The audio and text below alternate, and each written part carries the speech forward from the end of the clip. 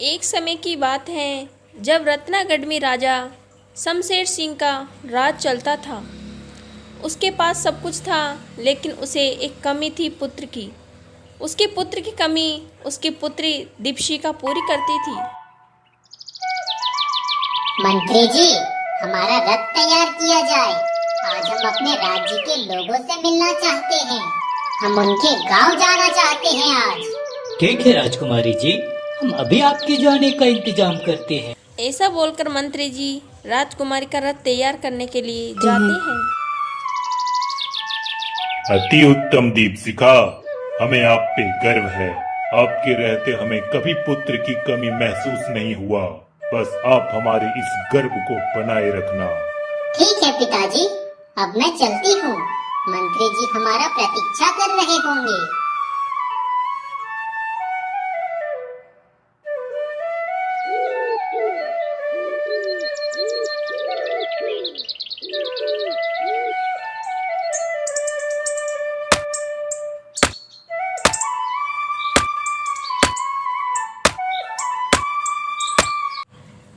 वह गांव पहुंचने के बाद एक युवक को देखती है।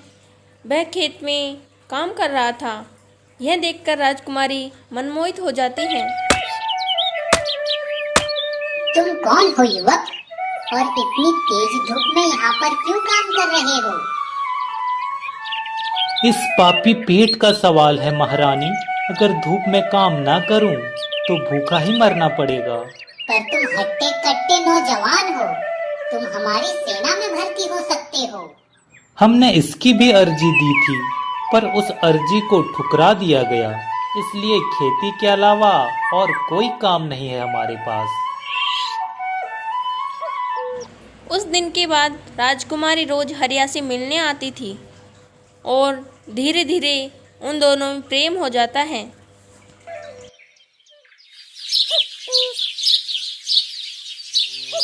राजकुमारी, मुझे लगता है अब हमें नहीं मिलना चाहिए।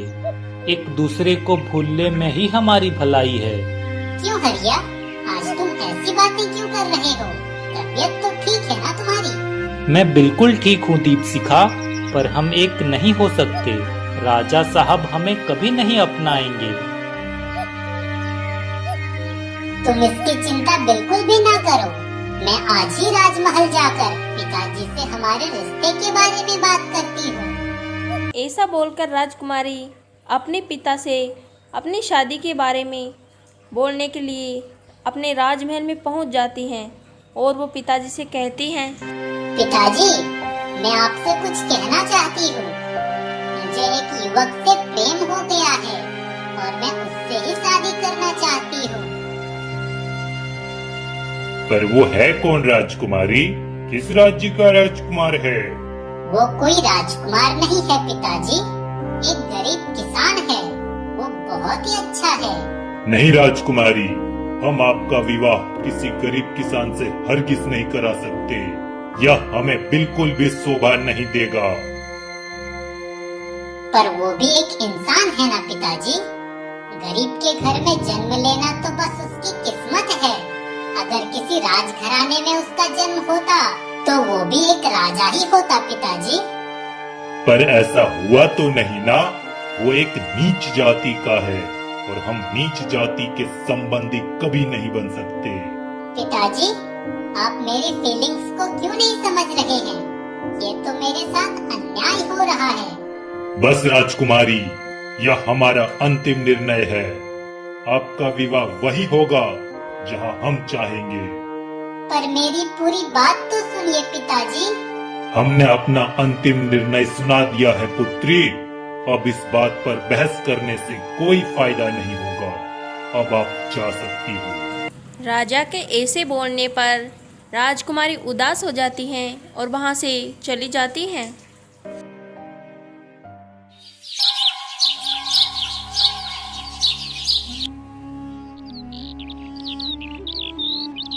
क्या हुआ दीपशिखा, तुम उदास क्यों हो?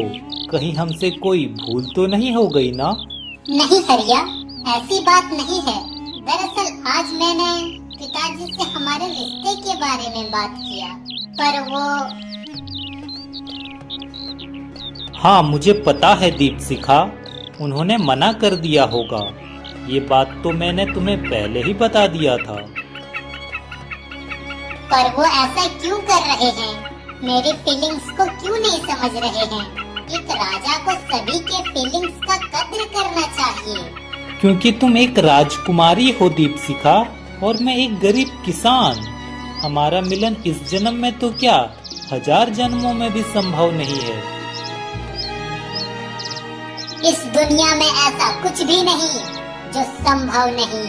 तुम बस देखते जाओ मैं क्या करती हूँ। हमारा मिलन तो जरूर होगा, और वो भी इसी जन्म में।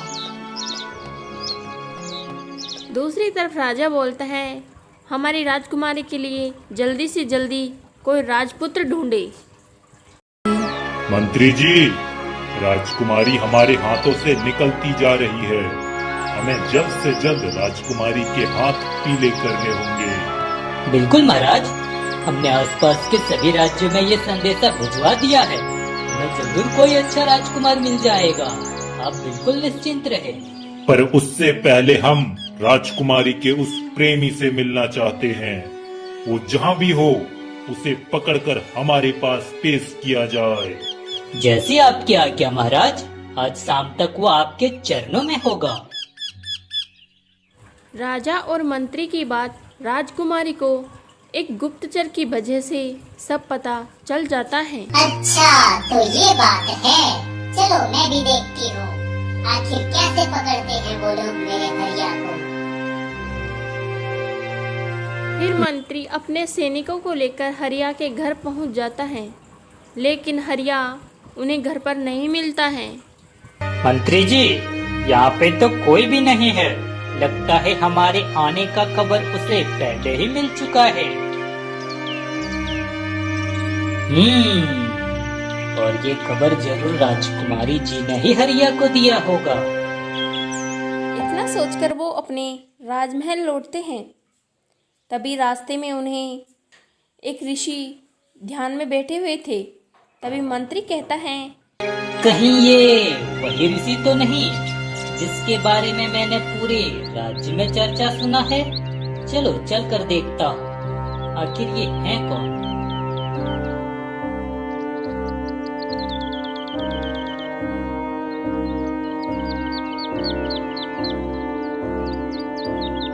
प्रणाम बाबा, इस भक्त की विनती को स्वीकार कीजिए। खुश रहो वत्स, हमें पता है तुम यहाँ पे हरिया को ढूंढने के लिए आए थे, पर वो तुम्हें नहीं मिला। आप तो यंत्रयामी हैं बाबा। हमने आपके बारे में जो भी सुना था आज वो देख भी लिया। कृपया कर हमारी परेशानी दूर करें बाबा। उचित समय आने पर हरिया खुद राजा साहब के पास आ जाएंगे वत्स, तुम बिल्कुल चिंता मत करो।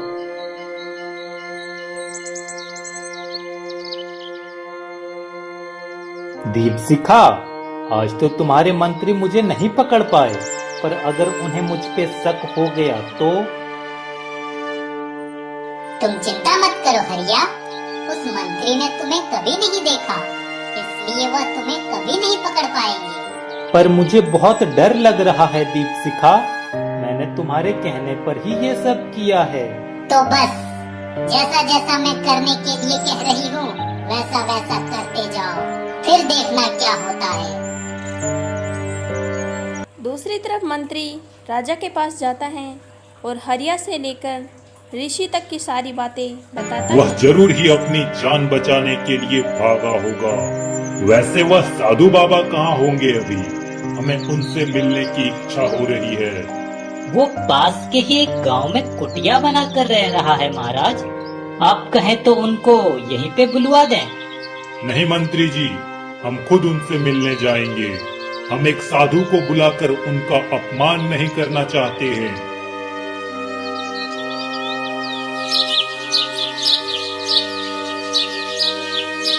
अगले दिन सुबह राजा उस साधु से मिलने के लिए अपने मंत्रियों और सैनिकों के साथ चला जाता है।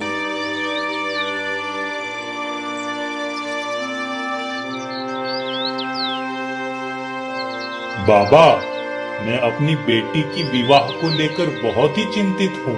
कृपया कर मेरे चिंता का निवारण कीजिए। आप चिंतित ना हो राजन, आप होनी को नहीं टाल सकते। उस प्रभु ने जो लिखा है वो तो होकर ही रहेगा। इसका क्या अर्थ है बाबा? आपकी पुत्री का विवाह उसी हरिया से होगा। आप इसे हरगिज नहीं टाल सकते। पर मेरी मान मर्यादा का क्या बाबा? उस हरिया से विवाह करने पर सभी लोग मुझ पर थू-थू करेंगे। इसका भी एक उपाय है मेरे पास, जिसमें आपकी प्रतिष्ठा को बिल्कुल भी ठेस नहीं पहुंचेगा। सांप भी मर जाएगा और लाठी भी नहीं टूटेगी। कृपा कर जल्दी बताएं बाबा, हम बहुत परेशान हैं। मैं आपको 3 कठिन प्रश्न देता हूँ। जो भी उन तीनों प्रश्नों का सही सही जवाब दे देगा, उसी से आप अपनी पुत्री का विवाह करा सकते हैं। इससे आपका मान मर्यादा भी बच जाएगा और आपकी पुत्री का विवाह भी हो जाएगा। ठीक है बाबा, मैं ऐसा ही करूँगा। पर वो 3 प्रश्न कौन से हैं? इसके बाद ऋषि राजा को वो 3 प्रश्न बता देते हैं। राजमहल जाकर राजकुमारी को सारी बात बताता है तो राजकुमारी हाँ बोल देती हैं। ठीक है पिताजी, अगर आपकी खुशी इसी में है तो यही सही। अब मुझे कोई संकोच नहीं है। राजा इस बात को सुनकर बहुत ही खुश हो जाते हैं और अगले ही दिन स्वयंवर का आयोजन कर देते हैं। वहाँ पर अलग अलग राज्यों के राजकुमार आए हुए थे। आप सभी का हमारे इस स्वयंवर में तहे दिल से स्वागत है। आशा करते हैं कि आपको किसी भी प्रकार की कोई कठिनाई नहीं हुई होगी। यहाँ उपस्थित जो भी राजकुमार या प्रजा मेरे 3 प्रश्नों का उत्तर सही सही दे देंगे, मैं अपनी पुत्री का विवाह उसी राजकुमार या प्रजा से करा दूंगा। आप अपना प्रश्न पूछिए महाराज, मैं सही उत्तर दूंगा इसका। मंत्री जी, पहला प्रश्न पूछा जाए। तो राजकुमारों, पहला प्रश्न ये है कि इस पूरे ब्रह्मांड में सबसे भारी और सबसे हल्का क्या है? मंत्री ने पहला प्रश्न पूछते ही सभी राजकुमार चुप हो गए थे और प्रजा में सन्नाटा छा गया था। क्या हुआ राजकुमारों? आप में से कोई भी विद्वान नहीं है? हमें ये उम्मीद नहीं थी आप लोगों से। मंत्री ऐसा बोल ही रहा था, तभी वहाँ हरिया आ जाता है और बोलता है, महाराज, मैं एक निम्न जाति का हूँ, पर मैं आपके सभी सवालों का सही जवाब दे सकता हूँ। पर क्या आप मुझे अपना सकते हैं? हाँ युवक, क्यों नहीं। पर अगर सही जवाब नहीं मिला तो तुम्हें मृत्यु दंड भी दिया जा सकता है। आप अपना प्रश्न पूछिए महाराज, मुझे आपके सारे शर्त मंजूर हैं। ठीक है, तो बताओ, इस ब्रह्मांड में सबसे भारी और सबसे हल्का क्या है? महाराज, इस ब्रह्मांड में सबसे भारी चीज किसी का पाप होता है। पाप करने जैसा बोझ पूरे ब्रह्मांड में दूसरा कोई नहीं है। और हल्का? इसी के विपरीत मंत्री जी, सत्य जैसा हल्का कोई दूसरा नहीं हो सकता। वाह, अति उत्तम, बिल्कुल सही जवाब है आपका। पर क्या मैं आपसे एक व्यक्तिगत सवाल पूछ सकता हूँ? जी बिल्कुल मंत्री जी, पूछिए ना। आप हैं कौन युवक? आपको इन सवालों के सही उत्तर कैसे पता है? ये मैं आपको तीनों सवालों का जवाब देने के बाद ही बताऊंगा। ठीक है, तो बताओ, किस चीज में हाथी डूब जाती है, सांप खड़ा होकर नहा लेता है, लेकिन एक चिड़िया का प्यास तक नहीं बुझ पाता है? इसका सही उत्तर ओस है मंत्री जी, जिसमें कोई भी डूब सकता है। सांप खड़ा होकर भी नहा सकता है, पर उस ओस से किसी का भी प्यास नहीं बुझ सकता है। अति उत्तम नौजवान, बिल्कुल सही कहा आपने। तो अब आप अपना अगला सवाल कीजिए मंत्री जी। अगला सवाल ये है कि सोने की वह चीज है, पर बेचे नहीं कोई सुनार। मोल तो ज्यादा नहीं है, पर बहुत है उसका भार। ये तो बिल्कुल बच्चों वाला प्रश्न हो गया मंत्री जी, जिसका सही जवाब चारपाई है। बिल्कुल सही। आपने तो सबका दिल जीत लिया नौजवान। अब कृपा कर बताएं कि आप हैं कौन। ये सब बातें तो होती रहेंगी मंत्री जी, पर अभी महाराज अपने किए गए वादे को पूरा करें। हरिया की यह बातें सुनकर राजा समझ जाते हैं कि वो हरिया ही हैं और कोई नहीं, और दोनों का विवाह करा दिया जाता है। दोस्तों, इस कहानी से हमें सीख मिलती है कि ईश्वर का लिखा हुआ विधान कभी नहीं टल सकता। चाहे हमारे तरीके अलग हो सकते हैं, लेकिन जो भगवान ने जोड़े बनाए हैं वो कभी भी नहीं हट सकते।